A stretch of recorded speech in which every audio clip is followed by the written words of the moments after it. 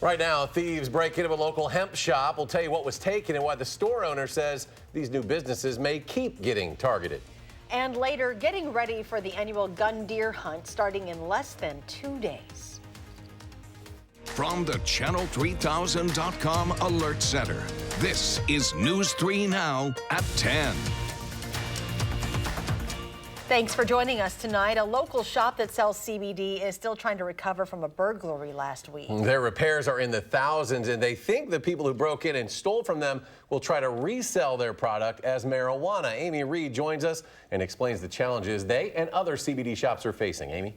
This is definitely a story that works better with smell-o-vision, because if you know the smell of marijuana, you kind of know the smell of hemp. Same with the way that it looks. But that brings about challenges in crime and crime solving. And it's something shops and cops are trying to figure out. So we offer quarter bags, which is 7 grams for $45. We offer eighths, that's 3.5 grams for $25. And then pre-rolled joints, there's a gram each, and then they're $10 each. The similarities can be striking. The look of this industrial hemp and even the smell mimics marijuana. After all, it is essentially the same plant. The only difference is there's no psychoactive effects. There's such a low THC content. Meaning this doesn't get the user high. Tell that to the people who broke in 9 days ago with eyes only for the flower. He and his family have a theory behind why the burglars did it, either thinking it was marijuana, Or they were taking this to sell as real marijuana in the streets. We couldn't verify that with police, but it does bring up the point. How could they know? Middleton police have test kits for roadside work, and Captain Jessica Kwame said if someone is caught trying to sell hemp as marijuana, that brings up charges of its own, a felony to be exact. The problem is you have to have somebody who's willing to come forward and say, I was wanting to purchase marijuana, but I got something that wasn't. Quality CBD puts their flower in the back of the store to avoid getting caught up in something like that, also keeping it in a locked safe at night. But the CEO faces other challenges, like traveling with his own product. I told the officers, I showed them the code of analysis in Greene County. I did all of this, and yet they still try to charge me with marijuana. It brings up issues that might not be solved soon unless, he says, marijuana is legalized too. So here we have some industrial CBD hemp. But with the laws we do have, the family at Paradise Plus hopes soon they'll move on from this. Until then, they'll keep doing what they do. We're not going to let it discourage us one bit. We're going to continue to help the community and do the things that we've continued to do. Horner said they're still trying to find the people who broke into their shop, so if you know anything, reach out to the Madison Police Department. An Indiana man is in custody facing a first-degree reckless homicide charge relating to a 25-year-old cold case in Madison. 40-year-old Lula Cunnigan was found dead on Madison's west side on November 4th of 1994. Court documents indicate she had been strangled and struck by a car. Police are crediting a DNA match to build a case against 52-year-old Willie Coleman, who has been arrested in Marion, Indiana, in an unrelated case. A Philippine Airlines flight was forced to return to Los Angeles International after an engine caught fire today. Flight 113 departed for Manila just before 11 a.m. and landed safely around noon after the aircraft was seen spewing flames from one of its engines shortly after takeoff due to a mechanical issue. There was no active fire or flames visible upon landing, and no one was hurt. 2 U.S. Air Force pilots were killed in a crash this morning. This happened near Vance Air Base in Oklahoma. The Air Force says it happened during a routine training mission involving 2 T-38 jets. The aircraft has served as the Air Force's fighter pilot trainer since 1961. The service recently announced plans to replace it in the coming years. A New Jersey company is recalling more than 75,000 pounds of salad products due to possible Ecoli contamination. The Missa Bay products were shipped to 22 states, including Wisconsin. For the specific products being recalled, we have a link at channel3000.com. We turn to weather now. After a mild start to the day, it's turning colder for us. Chief Meteorologist Gary Canalti. Gary, how long will this kind of cool down hang around? Well, the good news is it'll probably only be around for a day or so, and then temperatures will start turning milder. The time lapse from the WISC Skycam shows just when the cold front came through. This morning we had low clouds and some off and on rain showers, and then about noon, notice how the skies started to lift a little bit. The clouds started to lift up, and the clouds are coming from west to east, from the back of the camera toward the front.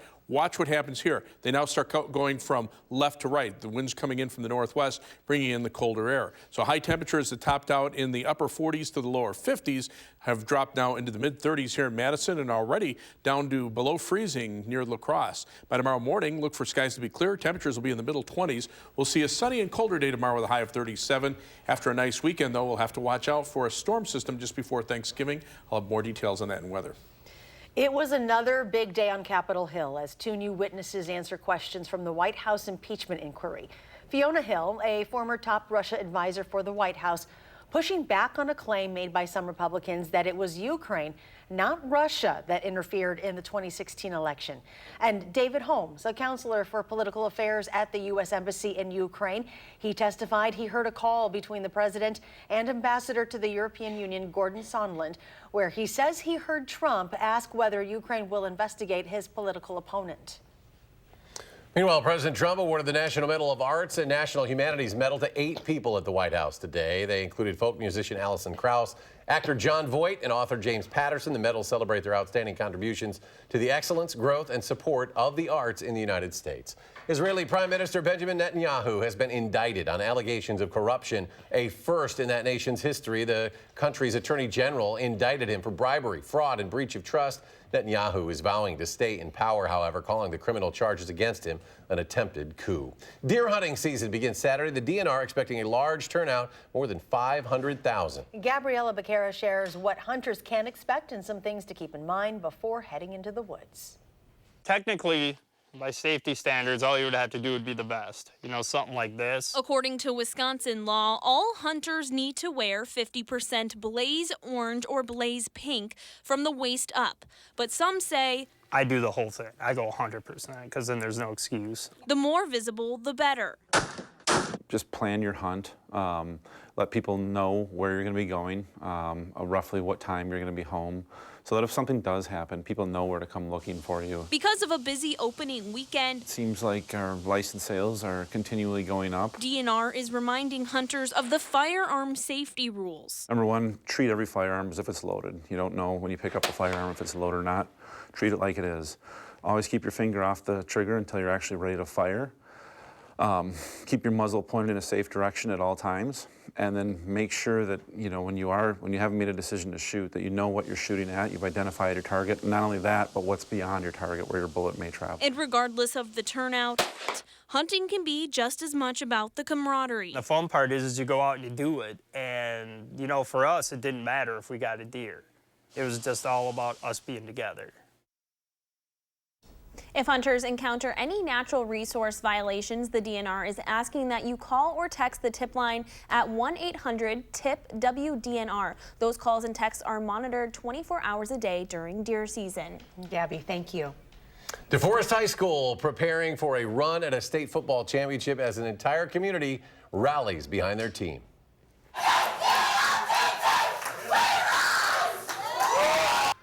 This was tonight at BB Jack's Restaurant. DeForest will play at 10 a.m. tomorrow against Menasha at Camp Randall. That's the Division III state championship. Norskis are undefeated this year, 13-0, and we'll have coverage all day long tomorrow on News 3 Now. Ncaa, by the way, also plays in the D2 final at 1 o'clock.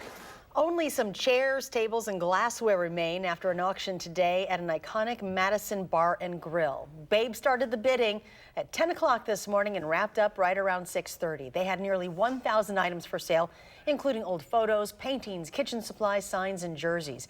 Everything has to be out by Saturday. New tonight, Victoria's Secret is ending its nearly quarter-century tradition. It will not hold its annual fashion show this year for the first time since it started in 1995.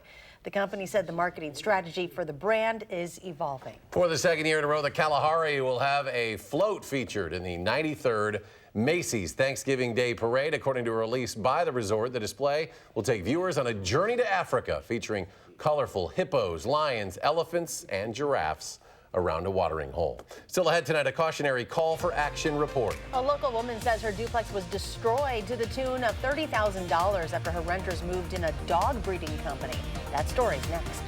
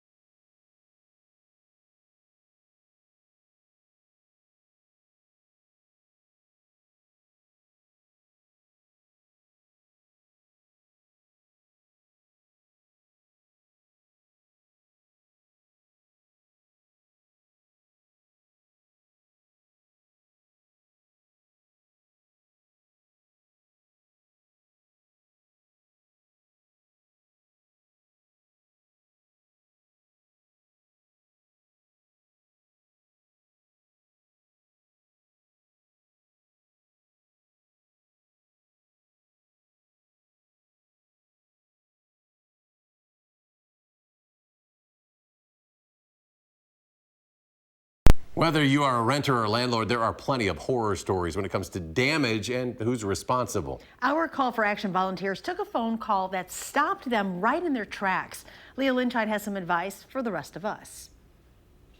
Jake. Lisa Whiting is a dog lover. Casey is her dog. Good girl. And her daughter Miranda follows in her footsteps. Having that regular routine of feeding the dog and taking care of it was one of those small steps that can help her build longer skills. At 29 years old, Miranda still lives at home. She's autistic, and all of our life I've always wanted something more for her than what the doctors predicted.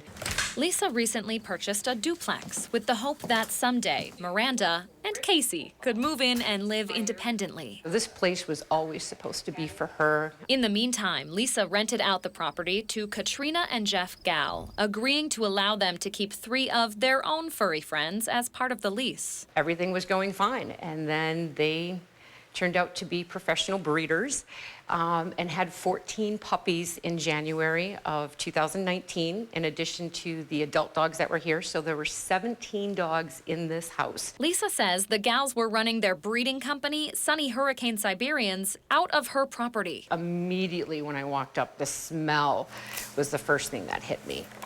The damage is unbelievable. Their dogs urinated and feces and has done damage to the tune of about $30,000 at this point. From soiled carpet to chewed up trim, a destroyed backyard, and a smell that still lingers to this day, Lisa had a hard time hiring someone who would help clean up the place. We had people in here with respirators on and masks and full hazmat outfits just to be able to function and work in here. I have not personally seen a case like that. I mean, it sounds like extensive damage there. The Tenant Resource Center deals with hundreds of housing cases every week through its 24-hour hotline. A lot of it is misunderstanding of how to protect yourself, and the laws have changed so much. Whether you or a loved one is a landlord or tenant, there are some takeaways from this case. First, take the time to go through your lease. It really comes down to, a broad understanding of what's in this legal document, understanding that it is a legal contract that, you're responsible for. The Tenant Resource Center can help with this. They have housing counselors who can sit down with you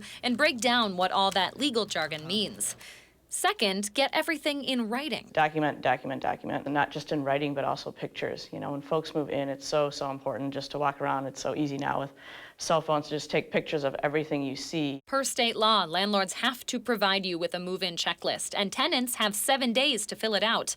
Lots of folks skip this step, but it's the easiest way to document issues before you make a move. Then, as your lease comes to an end, request a walkthrough to go through any issues with the unit. I truly feel that this house has been devalued significantly. Lisa found the damage to be so extensive, she has decided to go to court.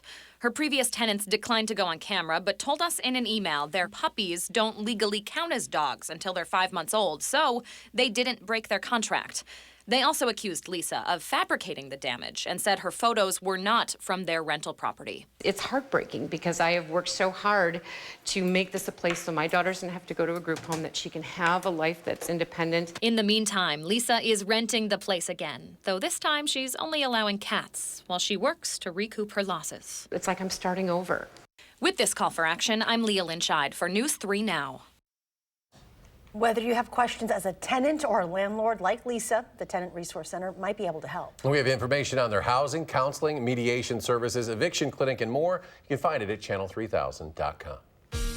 Chief Meteorologist Gary Canaldi joins us now with a look at our forecast. It turned colder this afternoon, but this cold snap will only last for a day, and it really won't be as cold as we were just about a week ago. 3 things to know in the forecast for tomorrow: sunny, colder day, high temperature in the upper 30s, not bad. Look for high temperatures to be in the 40s from Saturday through Monday. Low 40s Saturday, mid 40s for Sunday and Monday. But we still are watching a storm system from late Tuesday into early Wednesday that brings the potential for some travel problems. Now, in the short term, after that 37-degree high tomorrow, we're back in the low 40s for Saturday and mid 40s for Sunday and Monday. But as we drop our temperatures right in the middle part of the week, it might be cold enough for that mix and snow to occur. So we still have alert days in the forecast for rain and snow Tuesday afternoon, changing to snow Tuesday night with some accumulation possible. Windy and colder with morning snow with maybe additional accumulation before the snow comes to an end. Future track computer models The one has the storm system located over eastern Indiana, western Ohio, and puts southeastern Wisconsin just on the northern edge of the snow, but keeps Madison and most of southern Wisconsin away from the snow. Now, the other computer model has the storm much closer to us, just south of South Bend, which is a very favorable position for a winter storm for southern Wisconsin. And here it has the northern edge of the snow, at least to Madison. But as these storms often get closer to the actual time of arrival, they tend to intensify a little bit more, and a lot of times that precipitation shield ends up north of where the initial forecasts are. So that does bear some watching.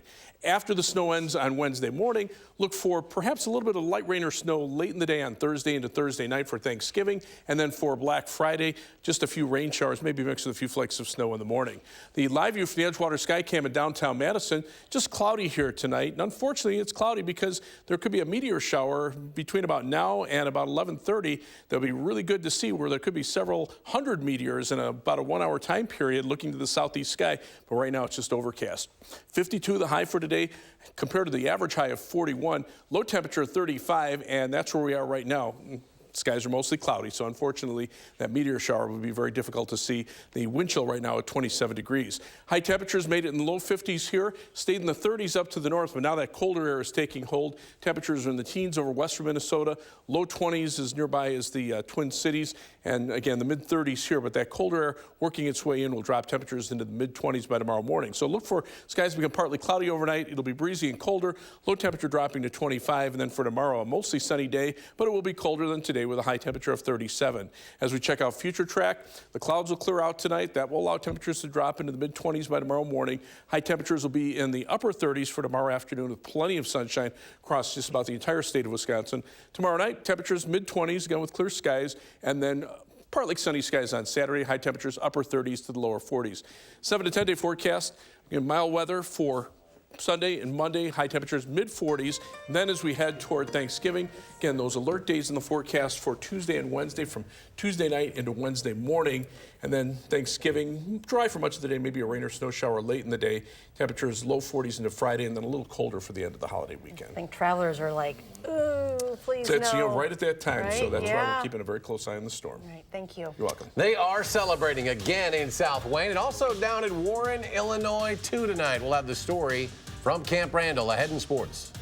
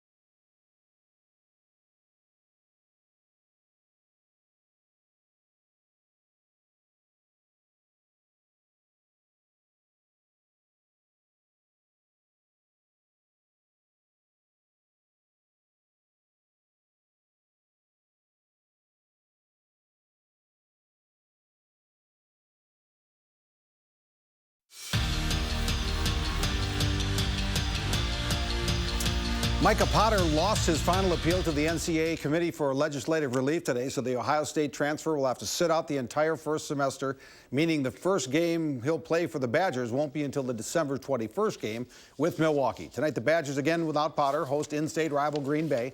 Wisconsin decides it pretty early. Kobe King gets consecutive three-pointers as the Badgers open up a 36-21 lead. And what's better than a three-pointer?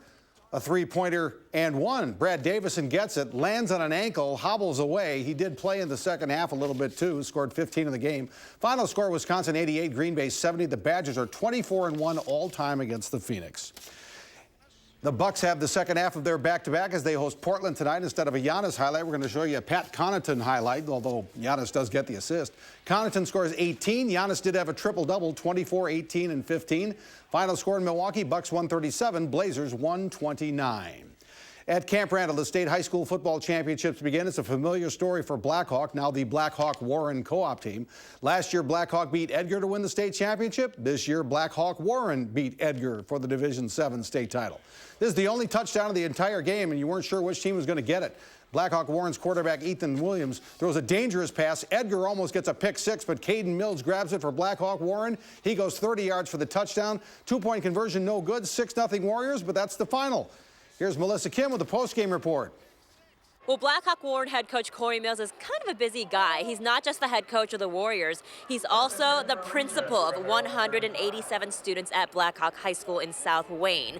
So now he's stepping down as head coach of the football team with a state championship. A very emotional end to his coaching career. You know, that's a good group.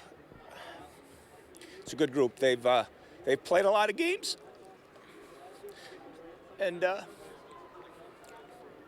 yeah, we're going to miss them. You know, my son's friends, I've known them since they were born practically, and to see them accomplish their goals and to be up here 3 years in a row and be a part of all those other previous teams and then to do it again this year for themselves, yeah, I'm just ecstatic for him. His son Caden also on the team, and like his dad, had to fight back some tears when I asked him about the head coach. I'm so proud of him. I mean, nobody even knows the amount of work he puts in. I mean, he's up till 3 in the morning before games, 3 in the morning after games. The amount of time and effort he's put into this team is just unreal. He makes us, you know, way better than we actually are. He respects all of us. He loves all of us. It's just time. You know, we've been doing this a long time, and I just feel really good that there are people in place that are going to take it and do a great job. Corey Mills finishes his coaching career with a 139-60 record and back-to-back state titles. At Camp Randall, Melissa Kim, News 3 Now Sports. Thanks, Melissa. Also at Camp Randall today, St. Mary Springs won its record 9th WIA State Football Championship in Division VI. Lake Country Lutheran won Division V. Catholic Memorial gets Division IV. DeForest and Wanakee play their title games tomorrow. And a year ago, the Brewers gave catcher Yasmani Grandal a 1-year, $18.25 million contract. He thought he might have a big payday after that. Well, today was that day. Grandal signs with the Chicago White Sox, 4 years, $73 million. And we'll be right back. Inning, 2-run shot by Grandal.